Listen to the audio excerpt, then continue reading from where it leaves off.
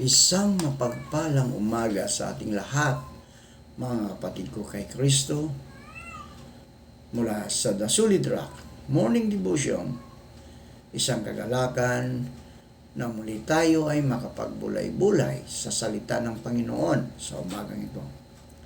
Mga ilang minutong pagbubulay-bulay ng mga salita ng Panginoon upang papurihan at sambahin ang ating Panginoong Hesukristo. Ang ating pong pagbubulay-bulayan sa magandang umaga ng Miyerkules ay matatagpuan sa mga taga-Roma 12, talatang 1 hanggang 2. Ito ang sinasabi. Kaya nga, mga kapatid, alang-alang sa masaganang habag ng Diyos sa atin, ako'y nakikiusap sa inyo na ialay ninyo ang iyong sarili bilang handog na buhay, banal at kalugod-lugod sa Diyos.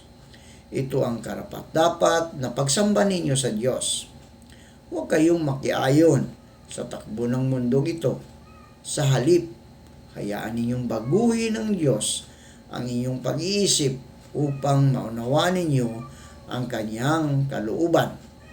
Sa gayon, magagawa ninyong kung ano ang mabuti, kalugod-lugod at ganap na kalooban ng Diyos. Tayo po ay manalangin.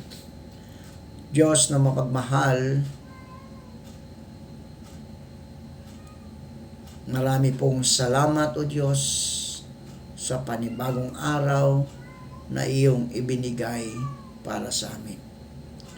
Maraming salamat sa isang gabing nagdaan na kami ay iyong iniingatan sa aming pagtulog.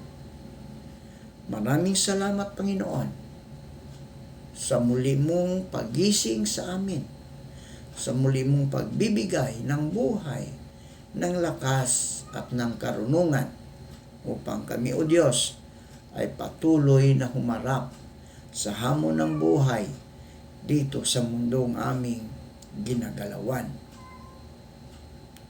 Maraming salamat, O Diyos, sa mga biyayang iyong ipinagkaloob sa amin.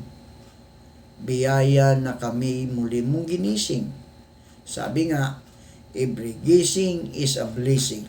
Sa kaya, Diyos, kami ay nagpapasalamat sa iyo, sa iyong kapangyarihan na patuloy mo kaming iniingatan.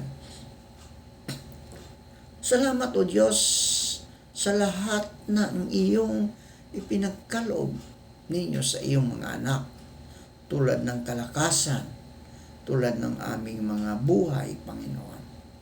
Kaya Lord, amin pong naalala ang aming mga kaibigan na may mga karamdaman, may sakit, naroon man sila sa hospital, sa kanilang mga bahay upang magpagaling. Panginoon, abutin mo po ang kanilang mga katawan. Hipuin mo po ito upang ito ay gagaling.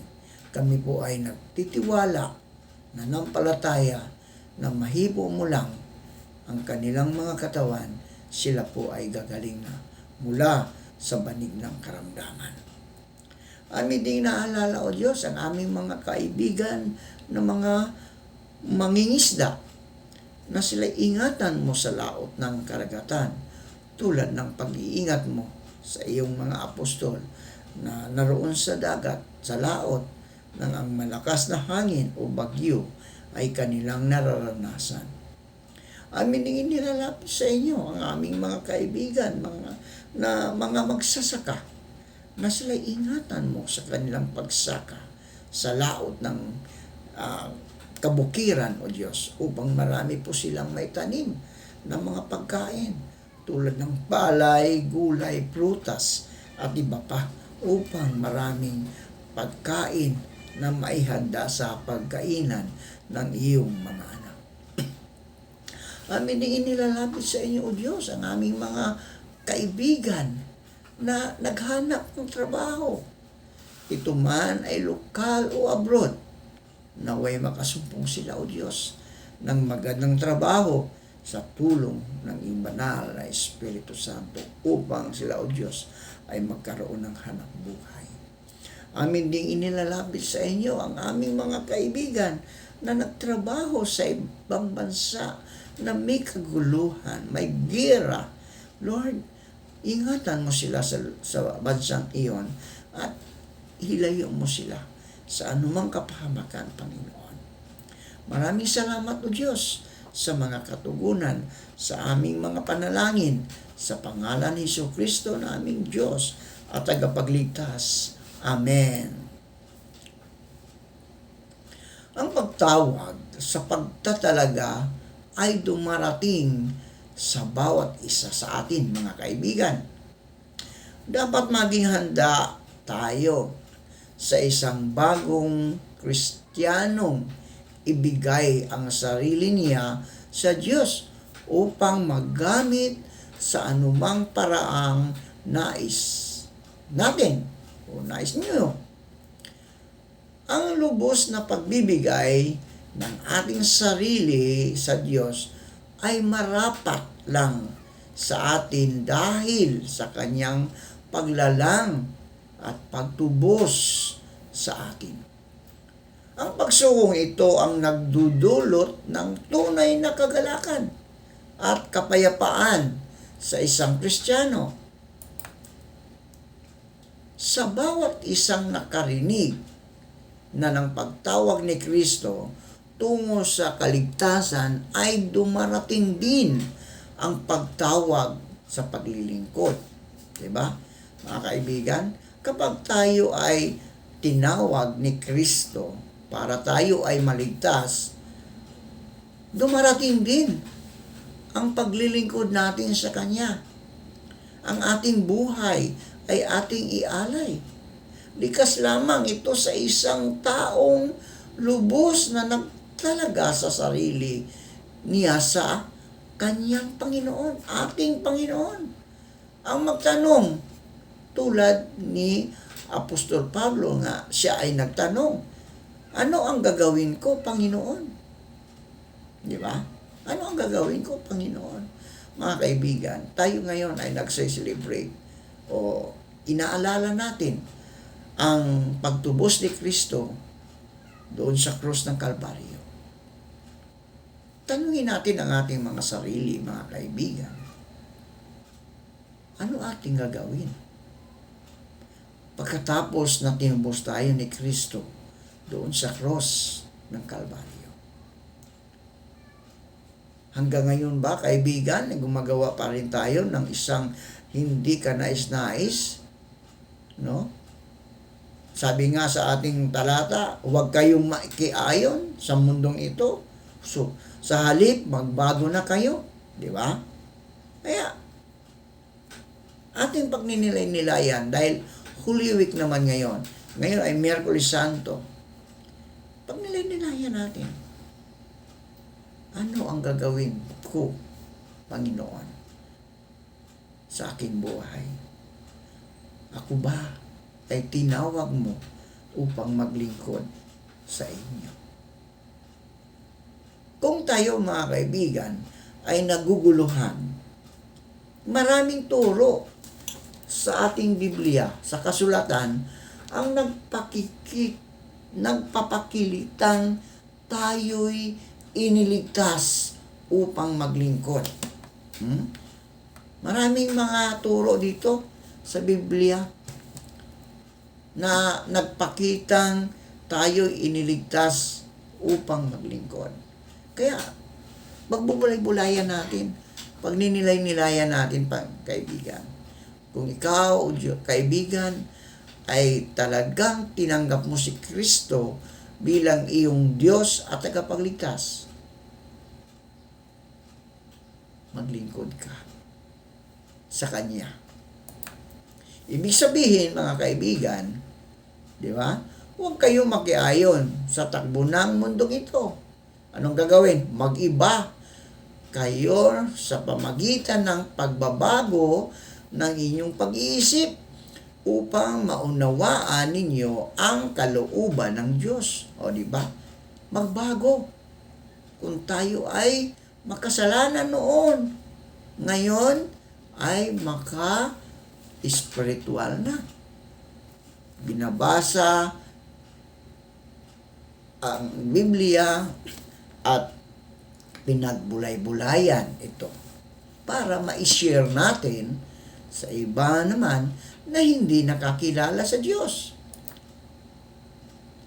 Christ example of humility. Di ba? Pagbabang loob. Di ba?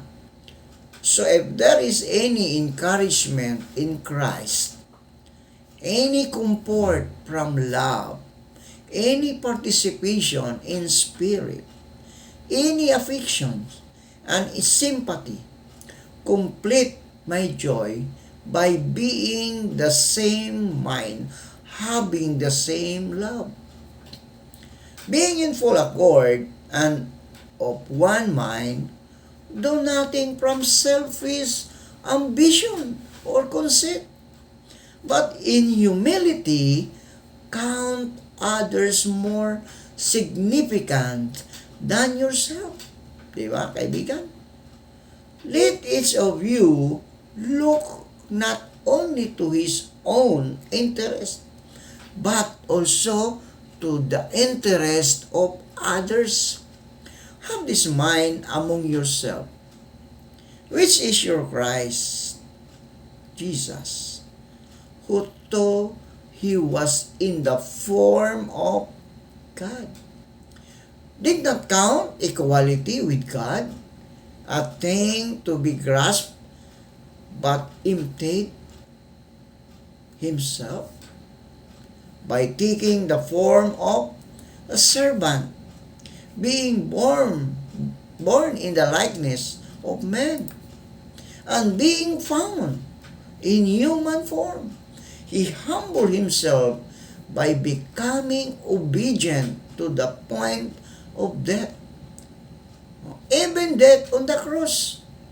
Therefore, God has highly exalted him and bestowed on him in the name that is above every name, so that at the name of Jesus every knee should bow in heaven and on earth and under the earth, and every tongue confess that Jesus Christ is Lord, to the glory of God the Father.